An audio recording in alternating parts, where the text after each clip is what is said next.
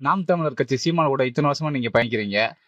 அவரோட இருக்க மறக்க முடியாத சம்பவம் ஏதாவது இருக்கா? சீமான் அண்ணன் கூட பயணிக்கிறதுல ஒவ்வொரு தருணமே மறக்க முடியாத சம்பவமாத்தே இருக்கும். அதுலயும் மிகப்பெரிய ஒரு சம்பவம் சொன்னா, அப்ப நானும் சீமான் அண்ணனும் ஒரே பள்ளிக்கூடத்துலதான் படிச்சோம். சிவகங்கை மாவட்டம் இளையான்குடியில. சீமான் அண்ணன் 12வது படிச்சுக்கிட்டாரு, நான் 8வது படிச்சுக்கிட்டு இருந்தேன்.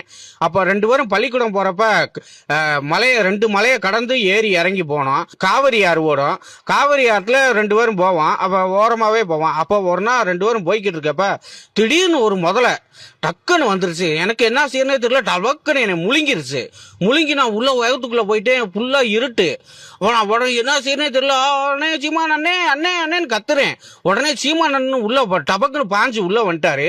வந்தோடனே எனக்கு உயிரே வந்துச்சு. சீமான் அண்ணன் வந்தோடனே உள்ள டியூப் லைட் எறிகிற மாதிரி எனக்கு வெளிச்சம் வந்துருச்சு. ஆக நம்ம பொழைச்சிக்கிருவோம்டா அப்படின்னு நம்பிக்கை வந்துச்சு. உடனே சீமான் அண்ணன் என்ன சொன்னாரு, லேய் எங்கடா அந்த சாமுட்ரி பாக்ஸ் அப்படின்னு கேட்டாரு. சாமுட்ரி பாக்ஸ் இந்த இருக்குன்னு சாமுட்ரி பாக்ஸ் எடுத்து கொடுத்தேன்.